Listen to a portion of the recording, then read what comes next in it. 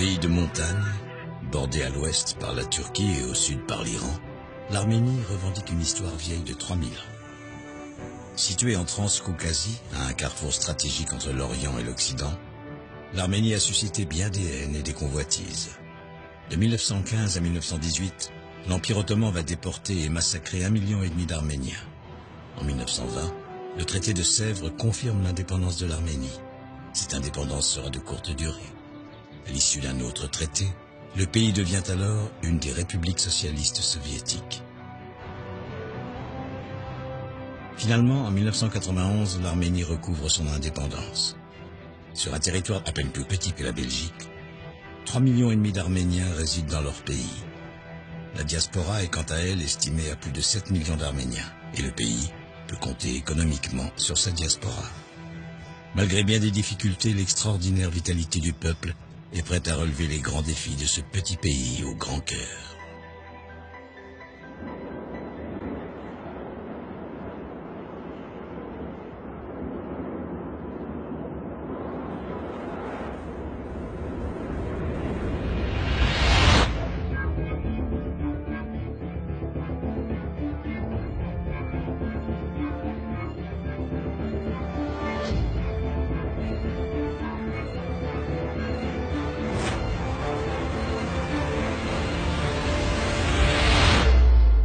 Sur les hauteurs du parc de la Victoire face au mont Ararat, se dresse la statue de Mère Arménie.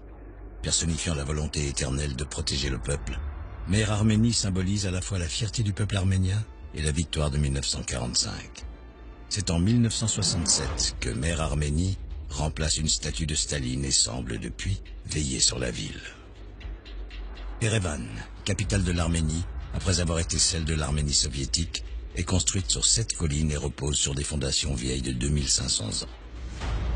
Dans les années 20, l'urbaniste en chef Tamanian transforme cette petite capitale de province en ville moderne. Il dessine de larges avenues et dote la ville de nombreuses grandes places. Aujourd'hui, Erevan compte 1 200 000 habitants, soit un peu plus d'un tiers de la population globale en Arménie.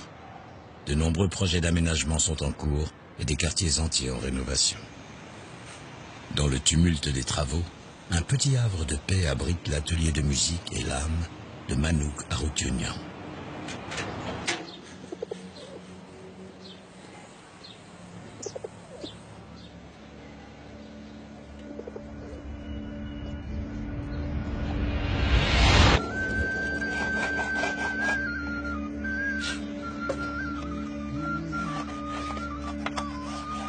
Réparateur, inventeur, créateur de son propre instrument, interprète, ambassadeur de son peuple, Manouk joue avec les plus grands musiciens du monde. Diplômé en violoncelle, joueur de 18 instruments. Les Arméniens sont tous des génies, et comme je suis arménien, je suis moi aussi un génie.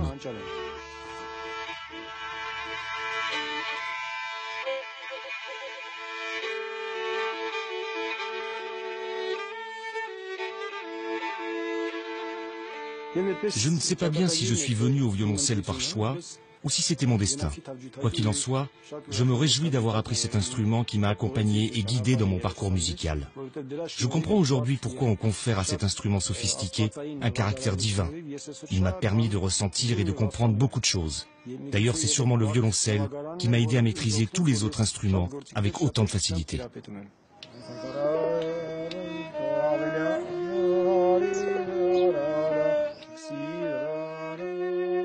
On dit ici que les personnes qui côtoient la musique traditionnelle et qui écoutent les conseils des plus âgés prennent le bon chemin. Les personnes qui sont coupées de leurs racines, en étant séparées de leurs grands-parents par exemple, ces personnes perdent le chemin qui conduit vers l'univers.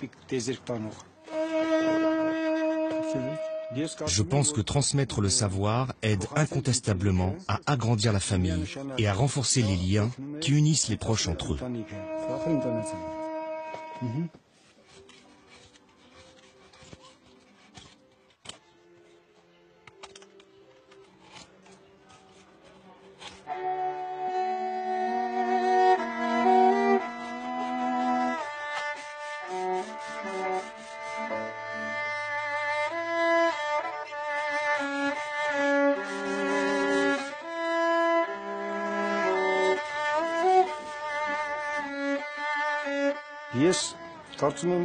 Pour moi, le son du violoncelle a quelque chose d'extraordinaire, car c'est celui qui est le plus proche de la voix de l'homme.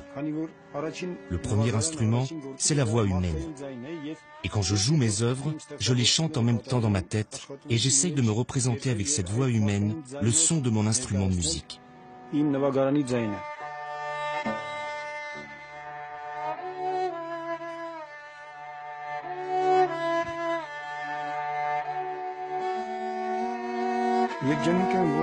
Je suis heureux d'être né en Arménie et que Dieu m'ait donné l'instrument de musique manjout. Le travail dit tout sur le reste. Pour Manouk, la pratique du violoncelle s'apparente à gravir le mont Arara, si cher au cœur des Arméniens. Depuis l'indépendance, en 1991, la statue de Lénine ne trône plus sur la place ovale, rebaptisée depuis Place de la République. Malgré des volontés de changement, l'urbanisme d'Erevan reste soviétique. Centre de recherche et musée, le bâtiment du Matenadaran abrite un patrimoine exceptionnel, un trésor national. C'est ici que sont conservés plus de 17 000 manuscrits anciens et environ 300 000 documents d'archives et documents diplomatiques. Désigné comme l'un des pays du monde médiéval les plus riches en manuscrits enluminés, l'Institut des manuscrits anciens s'est doté de moyens efficaces pour protéger et transmettre la mémoire du monde. Gaïa Nesliazian est la conservatrice en chef du laboratoire de conservation et de reliure.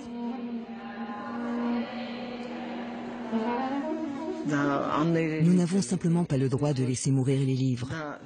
Ce serait impardonnable. Je peux dire que dans les murs du Matenadaran, il n'y a jamais eu un seul cas comme cela. C'est même inenvisageable.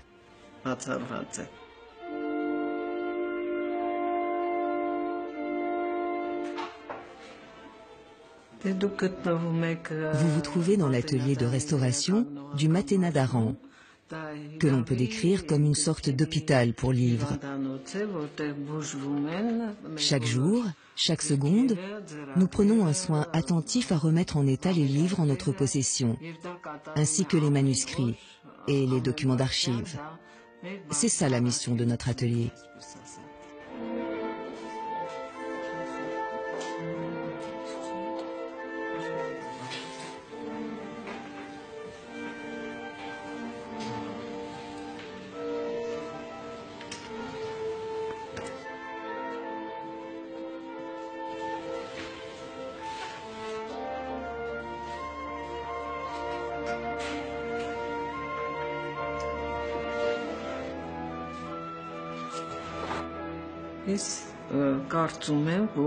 Il est évident que tous ces ouvrages, tous ces documents représentent une immense richesse pour l'Arménie. On y trouve une grande variété de manuscrits, de traités, abordant des domaines aussi divers que la médecine ou l'astrologie. Toutes les sciences y sont représentées. C'est toute la culture de notre peuple qui se trouve dans ces ouvrages et qui a traversé les siècles pour nous parvenir.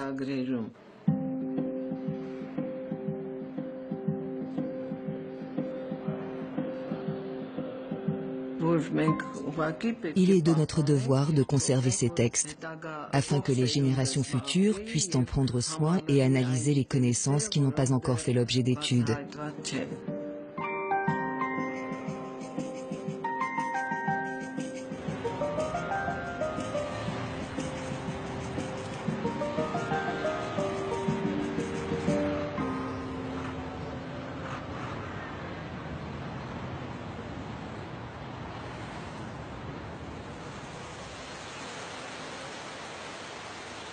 À l'est d'Erevan, sur les contreforts de la chaîne volcanique de Kegam, serpente la rivière Azad.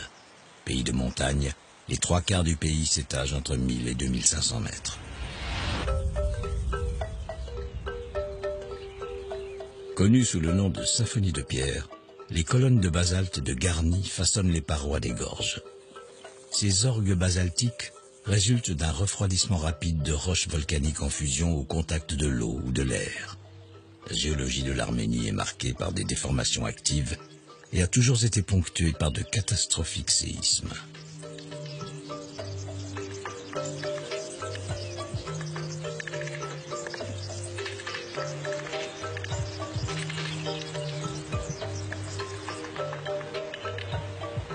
Dominant de 300 mètres la rivière Azad, le temple de Garni, ou temple du soleil, est l'unique témoin architectural de l'époque hellénistique de tout le territoire. Édifié en 77 par le roi Tiridate Ier, le temple est consacré au dieu païen Mitra, dieu du soleil, et suit la conception d'un temple gréco-romain. De forme rectangulaire, posé sur un socle, le temple est entouré de 24 colonnes d'ordre ionique romain. Résidence des rois arméniens, le temple sera détruit par le tremblement de terre de 1679, avant d'être reconstruit dans les années 1970.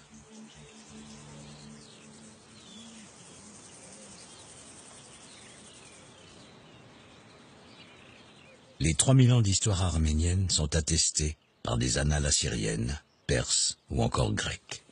Au début, les Arméniens adorent de nombreuses divinités, puis apparaissent les premières communautés clandestines chrétiennes. L'Arménie est officiellement la première nation à adopter le christianisme comme religion d'État en 301. Cette adoption va marquer le patrimoine architectural à jamais. À l'entrée de la haute vallée de l'Azat, le monastère de Gegart, classé au patrimoine de l'UNESCO, est un ensemble de chapelles, pour la plupart creusées dans la roche, et fondé au IVe siècle par Saint Grégoire, l'Illuminateur. Connu au haut Moyen-Âge comme le monastère de la grotte et lieu de pèlerinage très fréquenté, Gegart devait sa célébrité à ses reliques, dont le fer de lance qui perça le flanc du Christ.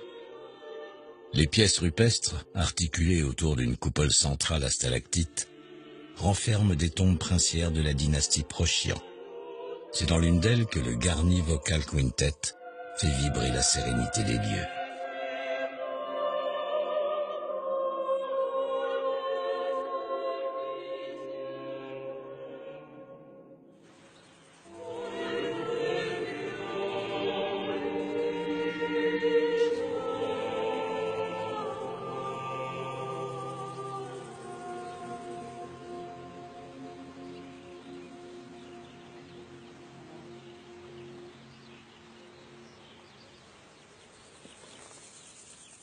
Etchemiadzin est la ville sainte arménienne.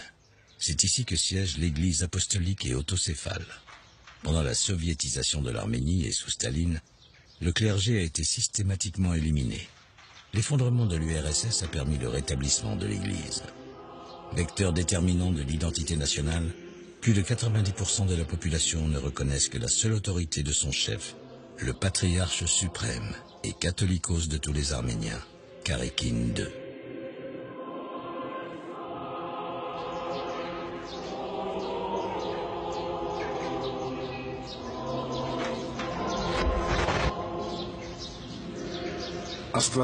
Le peuple arménien est un peuple qui aime Dieu. C'est un peuple qui a la foi.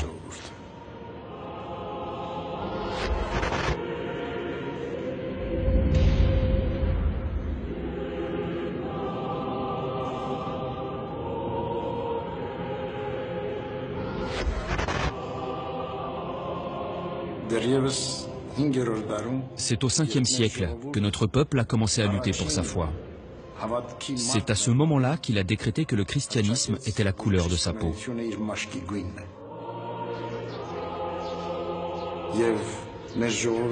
Notre peuple a surmonté toutes les difficultés qu'il a rencontrées au cours de l'histoire. Et cela grâce à notre foi inébranlable.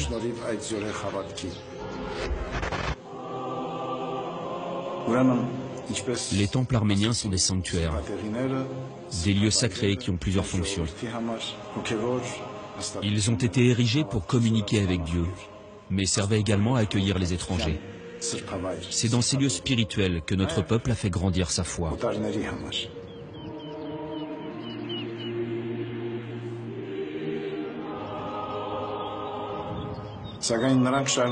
Ces églises continuent aujourd'hui leur mission. C'est avant tout une mission spirituelle. Les enfants de notre peuple visitent ces sanctuaires en permanence en tant que pèlerins. Et grâce à eux, les prières deviennent éternelles dans ces lieux sacrés.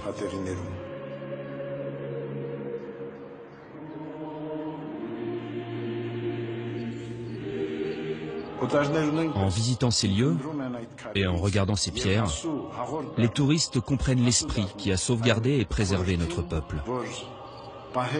C'est l'énergie et l'endurance propre à l'Arménie qui a permis à son peuple de renforcer sa volonté, de surmonter tous les obstacles, toutes les difficultés, et qui lui a permis de se construire en harmonie avec la religion.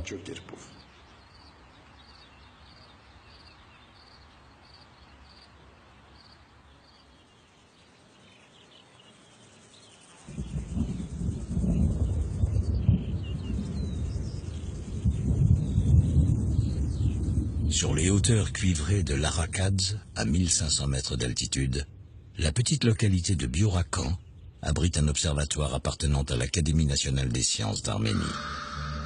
Construit en 1946 par le père de l'astronomie arménienne, Victor Ambartsoumian, avec du matériel récupéré dans les stocks de l'armée rouge, l'observatoire fut longtemps un des plus importants centres astronomiques du RSS.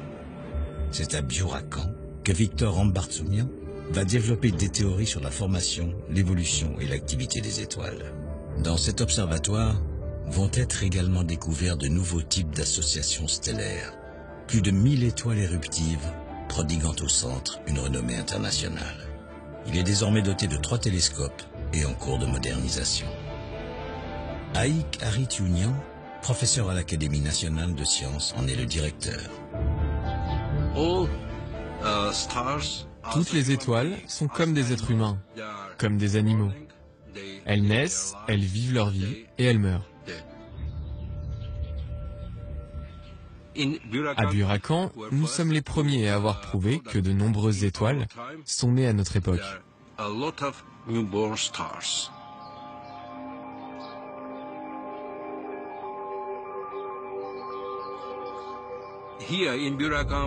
Ici, à Biorakhan, nous avons découvert beaucoup de nouvelles galaxies très intéressantes.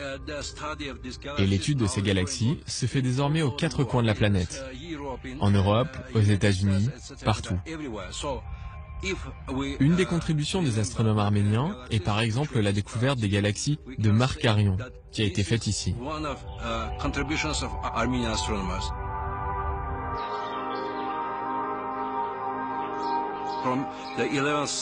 Depuis le XIe siècle, Biorakhan est le lieu de résidence d'été des chefs de l'église arménienne, les catholicos.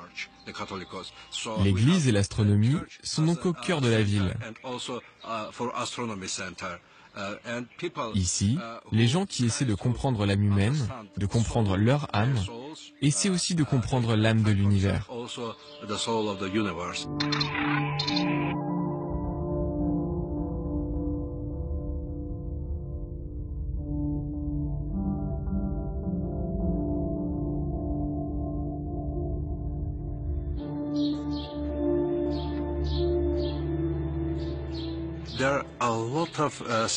L'univers recèle de nombreux mystères. Le cerveau humain est fait de telle façon qu'il essaie de comprendre tout ce qui l'entoure. Donc je pense que tous les êtres humains veulent savoir ce qu'il se passe dans l'univers. Les astronomes tentent de trouver des réponses à toutes ces questions.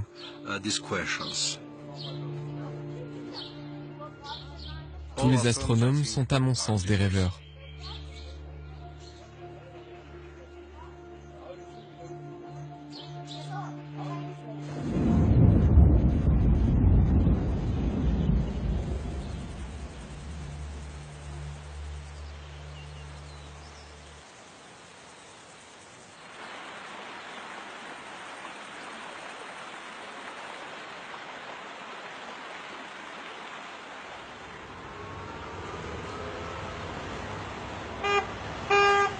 Dans la plaine de Chirac, Goumri est la 2e ville d'Arménie.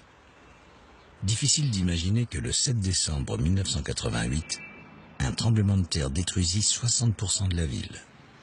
Goumri a pourtant conservé une bonne partie de son patrimoine architectural du 19e siècle et se relève progressivement de ses ruines. L'architecte Ashot Mirzoyan se souvient. Malgré tout, l'époque soviétique évoque pour moi une certaine nostalgie. Car mon enfance et ma jeunesse se sont déroulées durant cette période.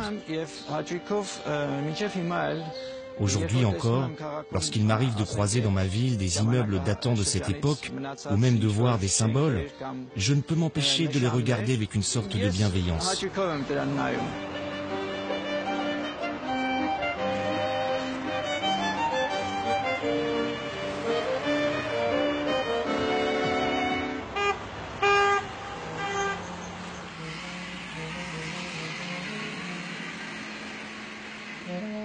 Ce qui est intéressant à propos des constructions anciennes de notre ville, c'est qu'elles ont résisté à 2 grands tremblements de terre. Beaucoup d'immeubles anciens sont restés assez stables, alors que les immeubles modernes, les immeubles de plusieurs étages, n'ont pas pu supporter la violence des tremblements de terre.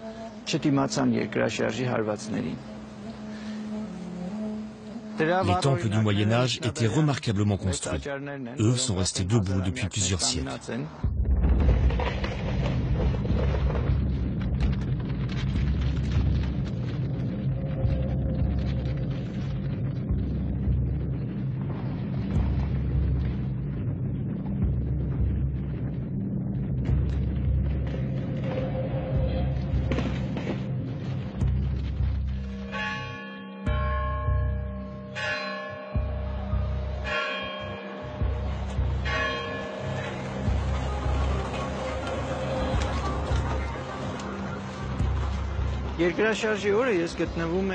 Le jour du tremblement de terre, je me trouvais à Rukassian. C'est une petite ville qui se trouve à 60 km de Gyumri. Je travaillais là-bas en tant qu'architecte en chef. Lorsqu'on a senti la terre trembler, on a commencé à s'inquiéter sur ce qui pouvait arriver à notre ville. À ce moment-là, Gyumri s'appelait Leninakan. Nous avons alors téléphoné aux gens qui étaient là-bas, mais personne ne répondait. Aucun téléphone n'a décroché. C'est à ce moment-là que nous avons compris que quelque chose s'était produit, quelque chose de vraiment terrible.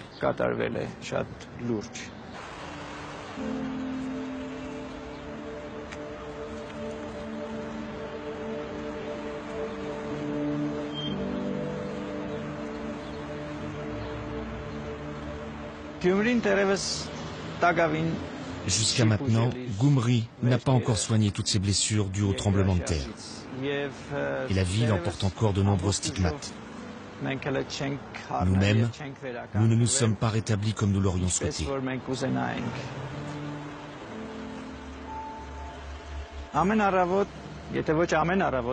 Presque tous les matins, ou du moins très souvent, en me réveillant, je ressens une profonde tristesse, un grand désespoir.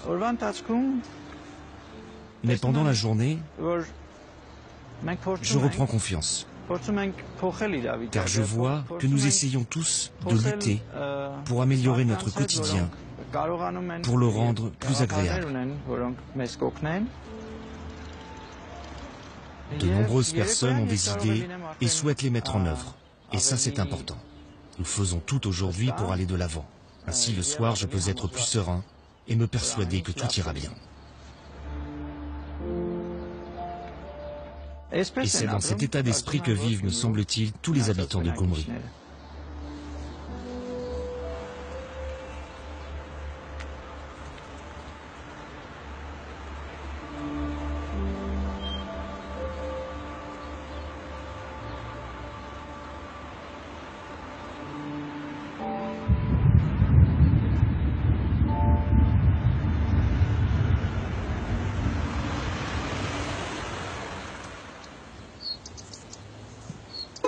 Dans la province du Lori, perché à 1150 mètres d'altitude, le village d'Odzun, doucement bercé par le rythme des saisons, représente bien la vie pastorale arménienne et les relations étroites que ses habitants entretiennent avec la nature.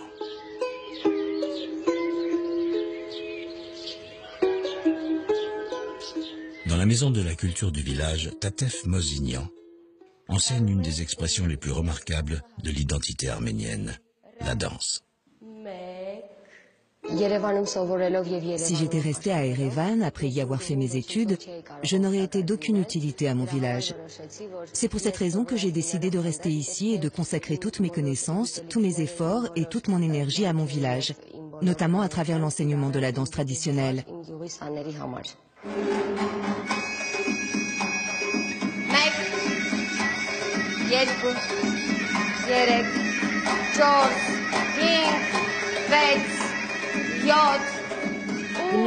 Ce sont la nature, l'homme et notre histoire qui inspirent l'art de la danse arménienne et lui insufflent sa singularité.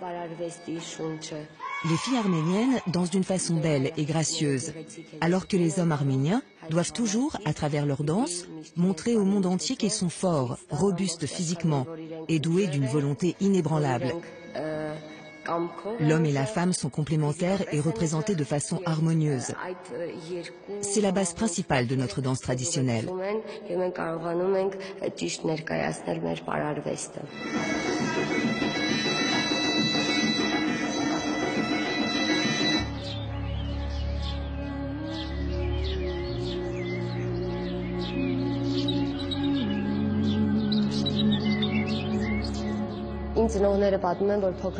Mes parents m'ont raconté qu'enfant, j'étais très dynamique et j'avais l'esprit de groupe. À la maternelle, à l'école primaire ou à l'école de musique, j'entraînais toujours mes camarades vers la pratique de la danse. C'est sans doute ce trait de caractère qui m'a amené à l'enseigner aujourd'hui.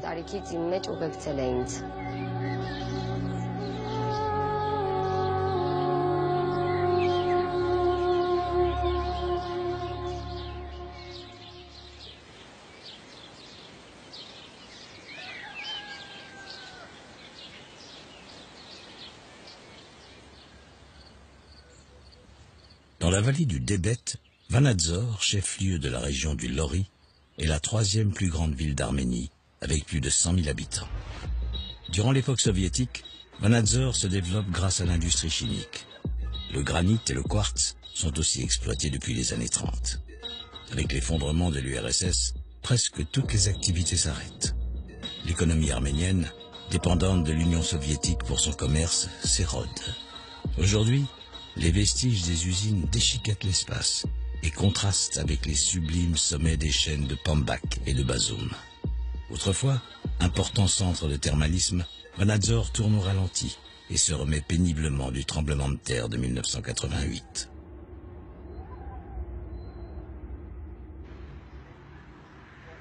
Dans les faubourgs de Vanadzor, un atelier perpétue une tradition interdite durant la période soviétique, celle de la sculpture des pierres-croix, Khachkar, un autre symbole fort de l'identité arménienne. Sergueï Danielian, après une école de peinture, a vécu de petits boulots avant de bénéficier du départ des soviétiques. Les Khachkars viennent des temps anciens. C'est une des branches de l'art arménien que nul autre peuple ne possède. Il n'y a que nous qui maîtrisons cet art. On dressait les Khachkars lorsqu'on construisait des églises, lorsqu'on mariait un roi ou lorsqu'on gagnait une bataille. On les trouve même dans les cimetières.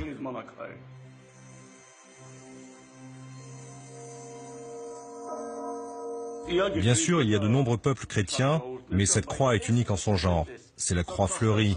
Il n'y a que les Arméniens qui ont ce type de croix.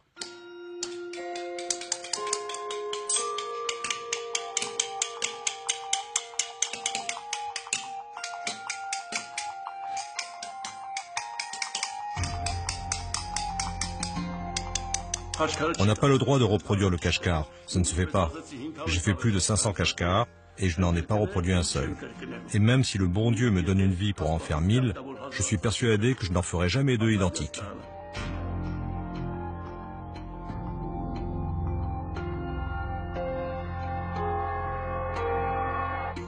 Aujourd'hui, les Khachkars ont une grande résonance. Mais d'après ce que je sais, depuis 1965 jusqu'à nos jours, il n'y avait que 2 personnes qui savaient en fabriquer en Arménie. En ce qui me concerne, j'ai commencé en 1972. Et de toute la région, j'étais la seule personne à pratiquer cet art. C'est d'ailleurs moi qui ai fondé l'école qui lui est dédiée. Et c'est aujourd'hui une renaissance pour le Khachkar. Car durant 300 ans, nous n'en avons produit aucun en Arménie. Et personne n'en connaît la raison.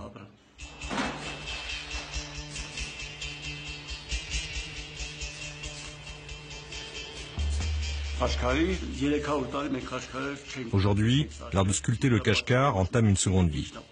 Il existe désormais beaucoup de sculpteurs de Khachkar, des bons comme des mauvais. Mais il y a certainement plus de sculpteurs compétents en Arménie que partout ailleurs dans le monde. L'art et la nature se rejoignent dans l'esprit arménien et forment un lien invisible entre la terre et le ciel. L'arbre jouit ici d'un profond respect. Confronté au début des années 90 à des pénuries d'énergie, le peuple arménien se voit contraint de couper massivement des forêts entières pour subvenir à son besoin de chauffage. Très soucieux de leur environnement, les Arméniens protègent et reboisent. Par ailleurs, la fondation américaine Armenian Tree Project développe un travail colossal et encadre des équipes dotées de pépinières. Les rêves d'Émilie Kaldjian, combinés à sa passion de l'écologie, sont presque devenus réalité. Je suis née aux États-Unis. J'ai un grand-parent arménien. Quand je suis venue en Arménie la première fois, c'était vraiment un rêve réalisé. Je ne savais pas que j'avais ce rêve. Ce quart arménien est devenu beaucoup plus fort que les autres 3 quarts. Et c'était vraiment quelque chose de spécial, de pouvoir venir en Arménie, rencontrer des autres Arméniens et de savoir qu'on a les mêmes racines, le même sang.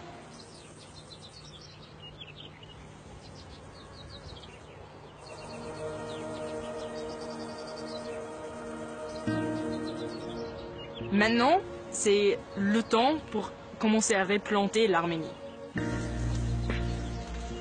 Planter des arbres pour l'avenir, c'est notre boulot.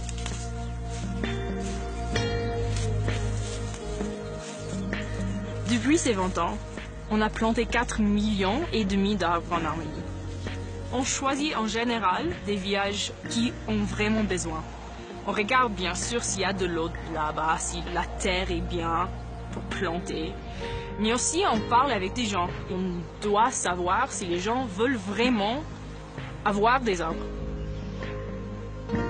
Pour nous, l'objet aussi, c'est d'éduquer les gens, surtout les jeunes arméniens, à l'environnement.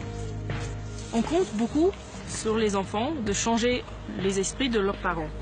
Parce que leurs parents étaient nés dans l'époque soviétique, où il n'y avait pas d'éducation environnementale, il n'y avait rien en fait qui concernait l'environnement.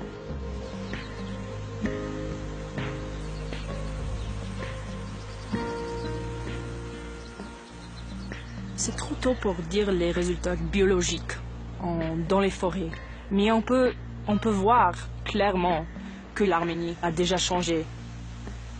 Après 20 ans, on a vu qu'on a bien travaillé en Arménie, et ça nous donne l'espoir pour les prochains 20 ans.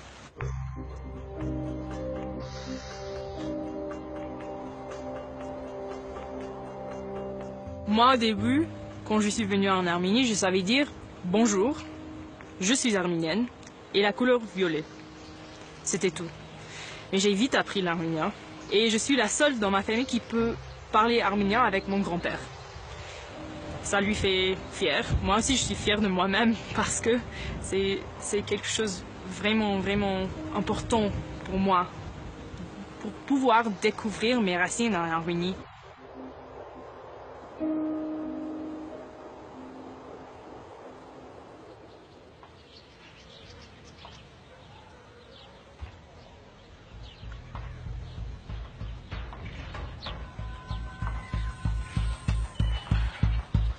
En bordure du lac Sevan, le village de Noradouz, et plus précisément son cimetière, renferme la collection de Khachkar la plus importante du pays.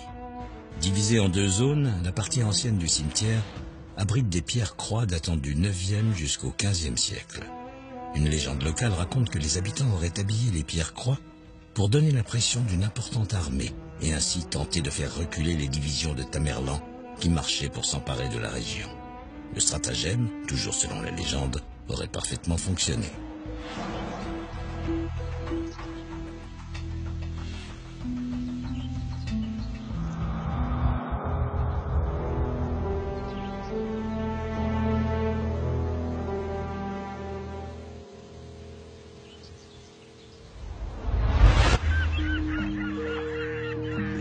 À 2000 mètres d'altitude, le lac Sevan est l'un des plus hauts lacs de montagne du monde.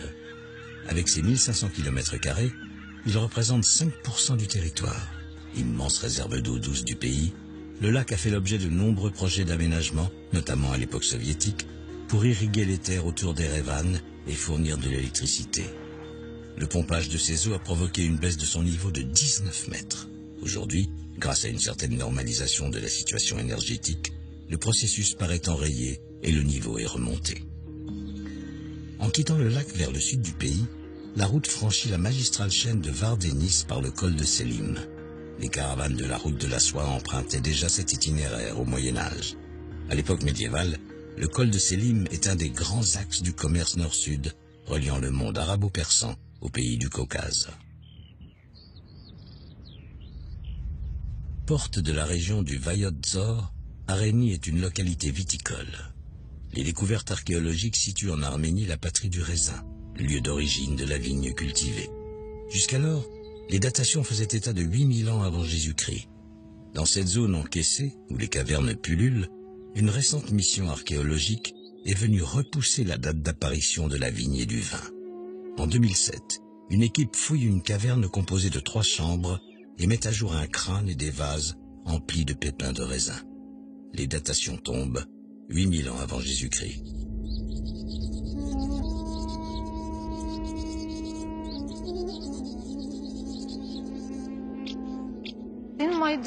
Dans mes rêves, il y a toujours une caverne dans laquelle on fait des découvertes archéologiques très intéressantes. L'histoire ne s'arrête pas au vin, elle n'est qu'un commencement. L'archéologue Dina Zardarian faisait partie de la mission. C'était mon rêve de trouver quelque chose de bien préservé que les gens utilisaient à cette époque. Et je l'ai fait.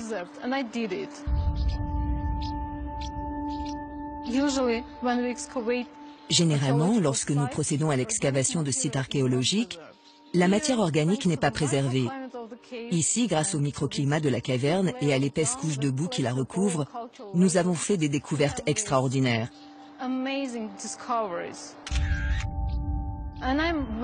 Je suis très chanceuse d'avoir travaillé ici ce jour-là et d'avoir nettoyé ce sol.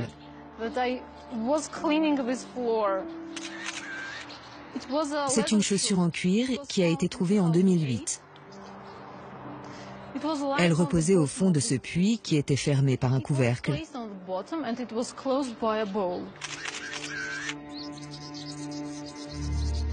Nous savons donc maintenant quel type de chaussures portaient les personnes qui vivaient à la période chalcolithique. La découverte de ce site n'est pas seulement importante pour l'Arménie. Elle l'est aussi pour la compréhension de l'ère chalcolithique à travers le monde.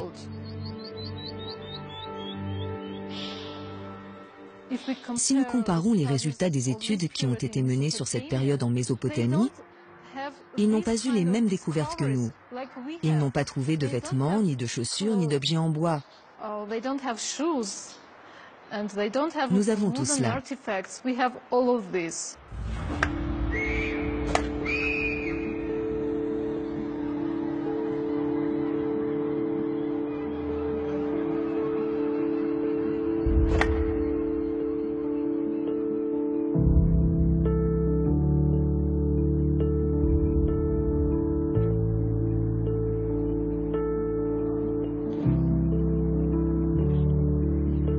Ceci est une des découvertes les plus importantes effectuées dans la cave. Il s'agit d'un pressoir à vin et il a été trouvé au cours de l'été 2007. Encore aujourd'hui, il est possible de trouver des systèmes similaires dans les villages arméniens.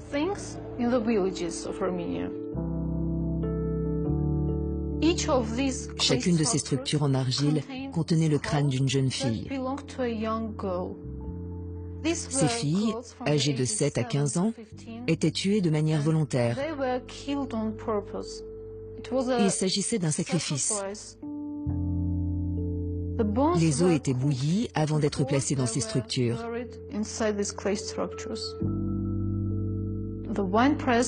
C'était un rituel en étroite relation avec le pressoir.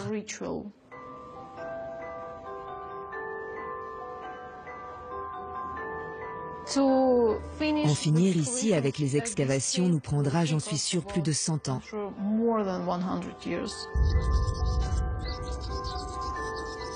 Je veux trouver un objet avec la première inscription jamais apparue. Je veux trouver une inscription qui s'avérera être par la suite des hiéroglyphes sumériens ou des lettres primitives. C'est ce que je veux trouver, c'est mon rêve.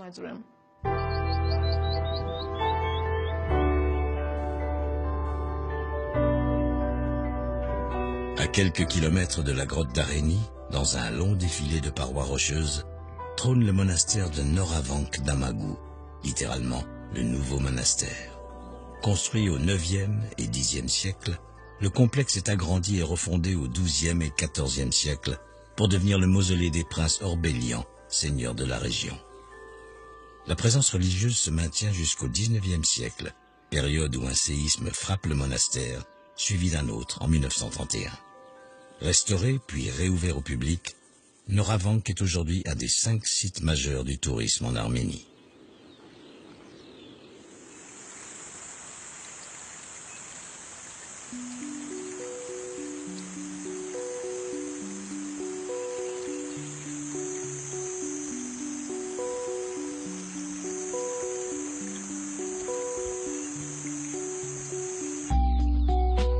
Karahounj est un ensemble de centaines de pierres de basalte dressées à la verticale, dont certaines sont perforées à leur extrémité. Le site est communément appelé le Stonehenge arménien. Peu étudié, le site n'a pas encore livré tous ses mystères.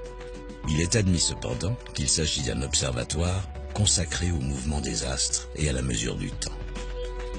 Les trous sur les pierres semblent orientés de façon très précise vers des points de l'horizon. Il est possible d'observer les phases de la Lune et le lever du Soleil au solstice.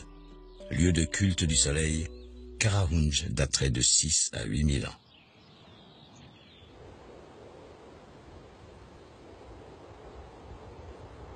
Les monastères furent pendant des siècles des centres culturels, mais les vicissitudes des intempéries ou de la géopolitique les ont fait décliner. À ce jour, ils constituent les principaux points de mire touristiques. Le monastère de Tatef, qui porte des ailes, a fait l'objet de toutes les attentions de la part des autorités. Un objectif clair, faire revivre la vie monastique et développer les villages alentours. Haïk Melkonian est en charge du développement du tourisme de ce complexe monastique perché à 1500 mètres d'altitude. Outre la noblesse du projet, il fallait avant tout réaliser un exploit technologique. Ce téléphérique est inscrit dans le livre Guinness Book des records, en tant que téléphérique le plus long à va-et-vient qui n'a pas d'arrêt intermédiaire. Il fonctionne sans arrêt, et cela est un record pour 3 raisons. Premièrement, il a été construit sur une très courte période, seulement 10 mois. D'autre part, il survole un canyon large de 2,7 km, sans aucun support intermédiaire. Et enfin, c'est le plus long funiculaire qui n'a pas d'arrêt intermédiaire.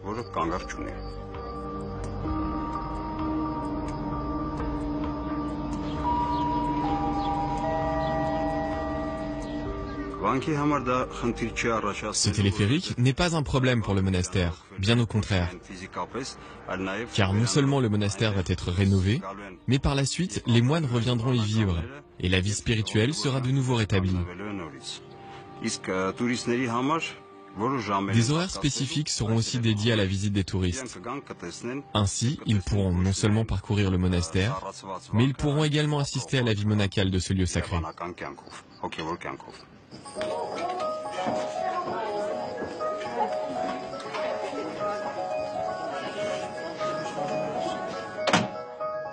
Naturellement, cela a fait revivre les villages alentours. Et la région est devenue beaucoup plus dynamique après la construction du téléphérique, avec notamment la création de nombreux emplois. Le téléphérique est une manne incroyable pour les habitants des villages avoisinants. Certains y travaillent alors que d'autres l'utilisent pour se rendre au travail. Beaucoup de possibilités ont été données à ces personnes, telles que fréquenter les touristes et leur vendre des produits locaux. C'est inédit ici, car auparavant, personne ne fréquentait cet endroit. Et de ce fait, aucun commerce touristique n'existait. Bien sûr, Tatev est un modèle pour les autres régions du pays. Ces régions peuvent ainsi s'inspirer de notre expérience et pourront même éviter de reproduire les erreurs que nous avons pu faire.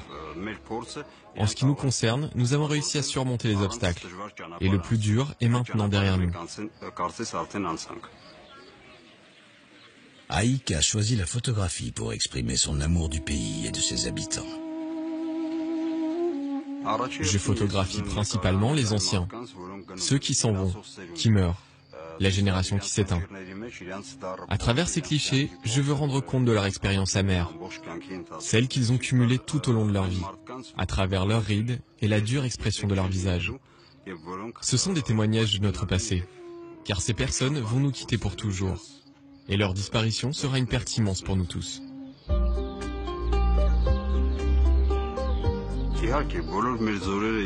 Les sillons creusés par la nature sont les rides de la terre.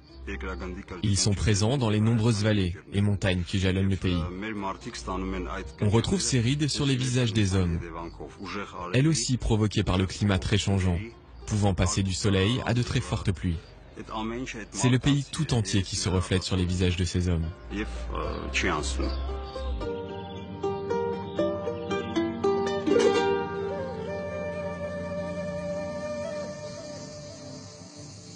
S'il est un domaine cher aux Arméniens, c'est bien celui de l'apiculture. Presque chaque famille possède des ruches pour sa consommation personnelle ou pour en tirer un revenu complémentaire. Sur la base de l'ishk, spécialement créé pour protéger une espèce arménienne en voie d'extinction, les ruches sont peintes pour que chaque abeille puisse reconnaître sa colonie. Ces derniers temps, d'importants investissements ont été effectués pour protéger le patrimoine génétique des abeilles. Ashot Pogosian a mené toute sa carrière dans l'apiculture. Il a reçu la médaille d'or de l'agriculture pour sa production de reines-mères.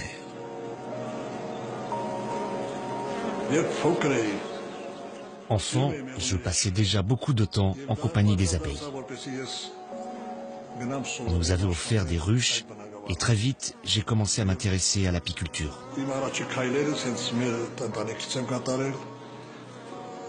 Petit à petit, c'est devenu une évidence pour moi d'étudier et de travailler dans ce domaine. J'ai donc passé toute ma vie auprès des abeilles.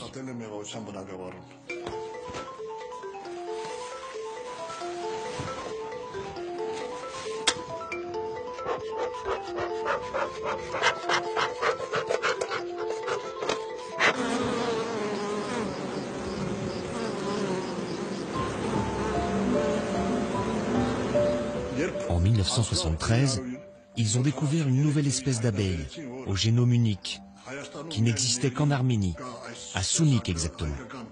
Il s'agit de l'abeille jaune arménienne. À cette période, un centre de recherche expérimentale a été créé dans la région d'Agarak-Karchevan, qui se situe à 2 km d'Agarak. À travers des travaux de recherche et de sélection très minutieux, ils ont réussi à faire revivre l'abeille jaune arménienne. C'est une espèce unique en son genre pour plusieurs raisons. Déjà parce que sa fertilité est très élevée. Elle possède également des antennes plus longues que les autres espèces arméniennes.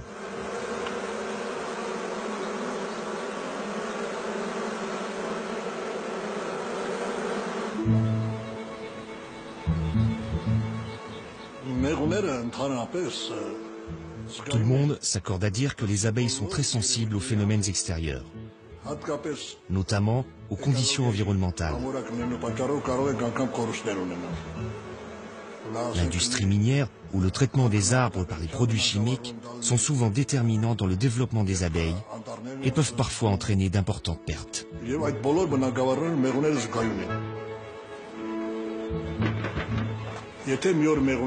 Si les abeilles étaient amenées à disparaître, cela serait évidemment un désastre pour les apiculteurs. Bien pire que cela, c'est l'écosystème tout entier qui serait touché, car les abeilles participent activement à la pollinisation des arbres fruitiers. C'est pour cela que nous mettons en place des mesures appropriées pour éviter cette disparition, car l'apiculture est l'une des branches les plus importantes de notre agriculture.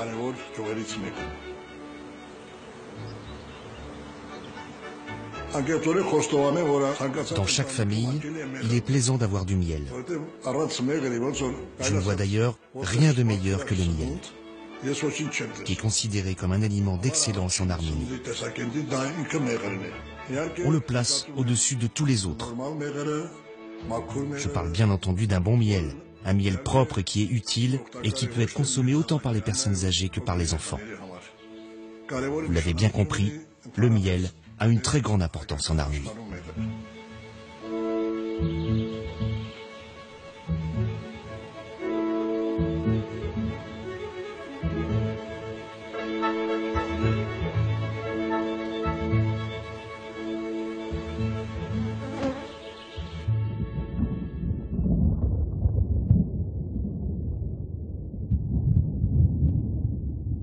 Les montagnes ciselées et les vastes forêts du superbe parc naturel de Chikaro laisse place à un paysage très différent à mesure que les confins iraniens approchent. Maigri est une ville frontière avec l'Iran. Maigri se réveille de la torpeur dans laquelle les soviétiques l'avaient plongé et se prend à songer à des jours meilleurs qu'il la verrait renouer avec son passé caravanier et sa vocation de pont entre l'Orient et l'Occident.